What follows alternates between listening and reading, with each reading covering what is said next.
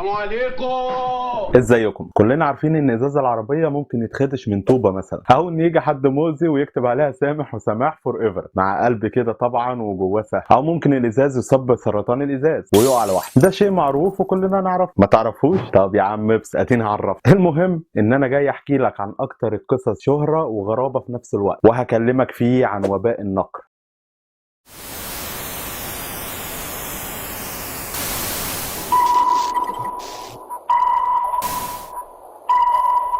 رادارنا النهارده ببلنجهام، وتحديدا في شهر 3 سنة 1954، لما السكان بدأوا يلاحظوا نقرات وخرام على الإزاز بتاع عربيتهم اللي قدام، وطبعا بلغوا الشرطة اللي قالت لهم إن اللي بيعمل كده مجموعة من المخربين اللي ماسكين بنادق رش. بس الغريبة إن في خلال أسبوع كان في بلدتين تانيين قريبين من بلنجهام برضه بلغوا عن حالات نقر وخرام في الإزاز بتاعهم، ولحد ما وصلنا 13 إبريل كان في أكتر من 2000 بلاغ متقدم عن وجود نقر في عربيات. وبدأ ساعتها الموضوع يلفت نظر الصحافة في سياتل، وبدأوا يتكلموا عنه لأول مرة يوم 14/4 وسموه وباء النقر. الغريبة إن في نفس اليوم الساعة 6 بالليل اتقدم 3 بلاغات للشرطة عن ناس عربيتهم فيها نقر، ولحد ما وصلنا للساعة 9 بالليل كان اتقدم 12 بلاغ كمان عن الحالات دي. وبقى واضح إن الموضوع بينتشر بطريقة جنونية وهستيرية. وفي خلال يومين كانت في بلاغات كتير جدا جدا جدا، لدرجة إن الناس كانت بتطلع بالعشرات على أقسام الشرطة عشان تبلغ إن عربياتهم فيها فتحات صغيرة. وكمان بدأوا يوقفوا رجال الشرطه في الشوارع ويشتكوا لهم، وكمان عطلوا الدوريات. والظباط كانوا شايفين النقرات بس مش عارفين هيقولوا ايه للناس. وطبعا كالعاده الحكومه والصحافه وحتى الناس بداوا يدوروا على التفسيرات اللي بيحصل. والبدايه طبعا كعاده اي قصه احنا مش فاهمينها كانت من نصيب الناس محبين القوى الخفيه، واللي قالوا ان الموضوع بسبب اشباح او فضائيين. طب ليه؟ قال لك هو كده والله احنا اتعلمنا في ثالثه رابع ان اي موضوع ما نعرفش نحله نقول انه من الاشباح او الفضائيين، مالناش دعوه. المهم ان في ناس تانية طلعت وقالت ان السر هو الاشعه الكونيه وهي السبب اللي عملت النقرات دي، وناس غيرهم قالوا لا ده بسبب محطات الراديو اللي عملها الجيش بترددات عاليه بتوصل لمليون واط. هو انا الحقيقه مش فاهم ايه علاقه الوات بالراديو، انا اللي اعرفه ان الراديو وحدته هرتز، غير كده ما اعرفش. بس هم قالوا كده، وقالوا ان التردد العالي ده الانسان ما يحسش بيه بس هو اللي بيسبب الفتحات الصغيره في الازاز دي. وفي ناس اخيره قالت ان الموضوع غير كده خالص، وان السبب هي حشره صغيره جدا هي اللي بتعمل في العربيات كده. المهم ان كله فضل يهبد ومحدش عنده الحقيقه لحد ما طلع دكتور في مختبر الجريمه في سياتل. الدكتور ده كان اسمه ماكس إليسون، وقال ان 5% بس من الحوادث دي هي اللي حصلت بالفعل، وان 95% ما كانش حصل منهم حاجه وان الناس بتتوهم. بس انت عارف ايه الغريب؟ الغريب ان في نفس اليوم البلاغات كلها وقفت والازاز كله اتصلح، والناس قالت ان فعلا كان بيتوهموا، وان الوهم ده كان نتيجه ان الصحافه عماله تتكلم فالموضوع كان بيتصاعد معاهم، وان لما كان واحد بيطلع ويقول انا عربيتي فيها نقر وحفر كان كل اللي جنبه بيقولوا واحنا كمان عندنا نقر وحفر. لا وكمان الشرطه اللي كانت بتعاين كانوا بيشوفوا نقرات فعلا وبيصدقوا الناس وهي اصلا مش موجوده. والحادثه دي بقت مشهوره جدا في تدريس الوهم الجماعي وفي توضيح قوه وسائل الاعلام في السيطره على عقول الناس، لدرجه انهم شافوا حاجات مش موجوده اصلا. وكالعاده ما تنساش تقول لنا رايك، ولو حبيت تبص على المصادر هتلاقيني سايبها لك في الديسكريبشن. ولو انت على اليوتيوب اخبط لايك وسبسكرايب ودوس على زر الجرس عشان يوصلك كل القصص الجديده. ولو انت على التيك توك ما تنساش اللايك والفولو، وطبعا اهم حاجه ما تنساش الاكسبلور. سلام.